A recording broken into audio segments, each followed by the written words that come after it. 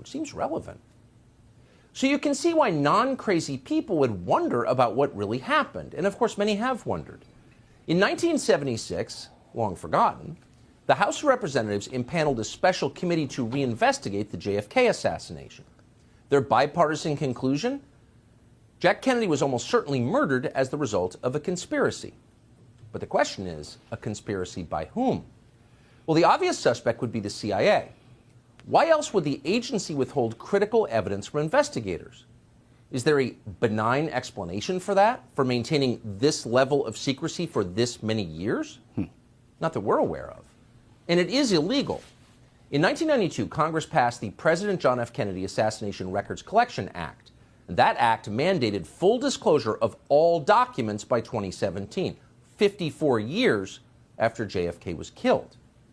The last administration promised to comply fully with that law, but under intense pressure from CIA Director Mike Pompeo, withheld in the end thousands of pages of CIA documents.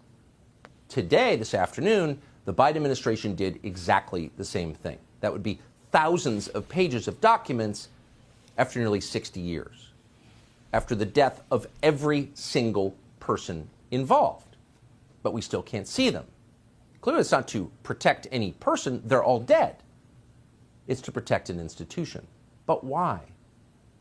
Well, today we decided to find out. We spoke to someone who had access to these still hidden CIA documents. The person was deeply familiar with what they contain. We asked this person directly, did the CIA have a hand in the murder of John F. Kennedy, an American president? And here's the reply we received verbatim. Quote, the answer is yes. I believe they were involved. It's a whole different country from what we thought it was. It's all fake. Jesus. It's hard to imagine a more jarring response than that. Again, this is not a, quote, conspiracy theorist that we spoke to. Not even close. This is someone with direct knowledge of the information that once again is being withheld from the American public. And the answer we received was unequivocal. Yes, the CIA was involved in the assassination of the president. Wow. Now, some people will obviously... Bro.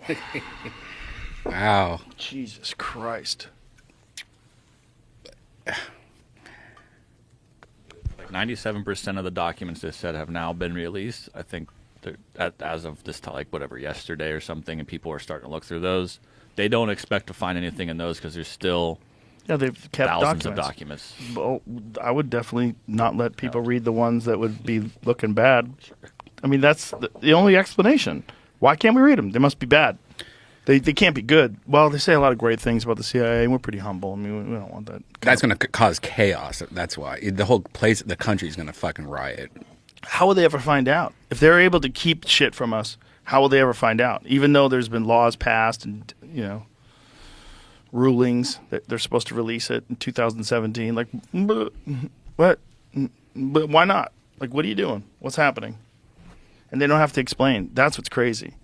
It's like, imagine if you were being investigated by the police and they said, hey, Brian, why do you have $2 million in cash and 100 pounds of cocaine? And you're like, I can't let you know about that. That stuff, I keep that from you. So you can look into my bank account, and most of that money's from gifts. People give me gifts. I'm real friendly. What? What?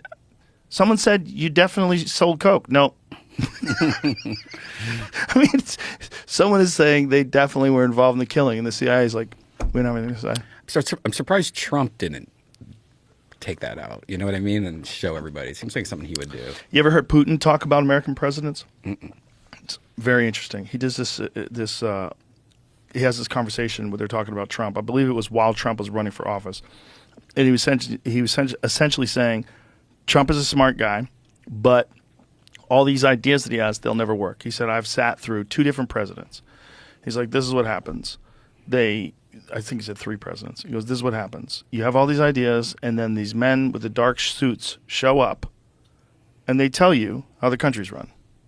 Like, see if you can find that video, because it's very interesting. Because it's Putin explaining why no one ever follows through on their promises. No one does. Everyone running for office, they have all these grand ideas. I'm going to let all the potheads out of jail, and I'm going to make this legal. What happened to that? Legal. Well, there was no one in jail for possession. That idea that people are in jail, federal prison, rather, excuse me. There's no one in prison for possession. People, the idea that people were going to be released from federal prison. The idea that people were going to be released from federal prison with marijuana possession charges. There's no one in federal prison with marijuana possession charges. The people in jail are all in for distribution and growing, and they're in there for money laundering. They're drug dealers. The people that are in federal prison, it's because marijuana is illegal. They shouldn't be in jail, for sure. But they're not in jail or in prison because they had possession. They were selling it. Even people that are in federal prison or state prisons, like that, they should be released. This this Brittany Griner thing, people are not making enough about how many people are in jail for marijuana in this country. It's great that they got her out. It's not great that they had to give up a fucking horrible arms dealer to get her out. It's not great that we left behind that Marine, but it's great that they got her out. She shouldn't be in jail for weed. Everybody agrees to that. But why are these people in our country in jail? There's thousands of people in jail for marijuana-related charges. Remember Tommy Chong? How silly is that? Dude, all you did was sell bongs. Yeah. But they were going to imprison his family. Mm-hmm. And he had to step up, and he's a real man. And he did step up. He just had to go to jail, and then he couldn't smoke weed for a long time after that, too. And now it's legal in California. Now you can buy a bong on Amazon. I think the bongs are being sold in other states, though. I think it was one of them deals where it was like they were selling them in Florida or something. Crossing the line or crossing the border. Right, which you can't do. You got to make people fly out to California and get them. Yeah. What does this say? Yeah, here, his says, play this. Yeah, I'll read it.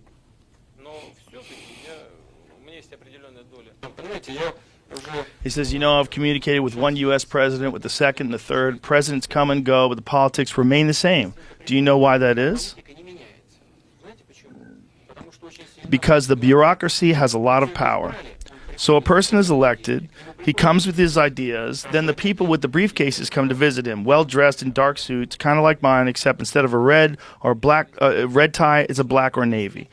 And then they explain what to do, and the whole rhetoric changes, you see? This happens from one administration to the next.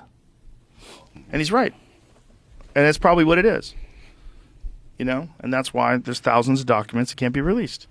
Because we got to pretend. Mm-hmm. That's why they're going to run Biden again in 2024. Fucking wheel him out there. We're going to make him win. We're going to make Trump look like such a piece of shit. Maybe someone from the CIA convinced Trump to sell those NFTs. Mr. Trump, what I think you should do is say you're the greatest president ever. Better than Lincoln, better than Washington. You think? Should I say that? Yeah, go say it. Go say it. Like, if there was somebody on his team that was like a CIA mole, like someone who had got his trust